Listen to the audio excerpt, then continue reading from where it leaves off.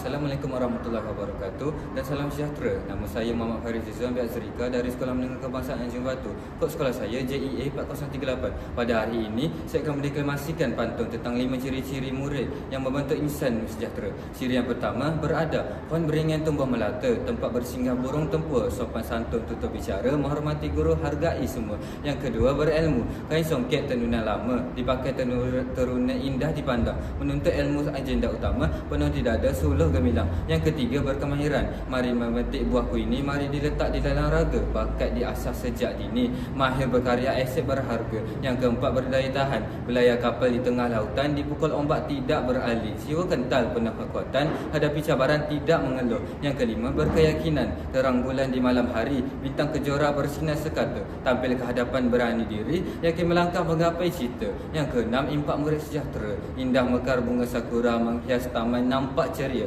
Bila murid hidup sejahtera, satu sekolah aman bahagia. Sekian, terima kasih.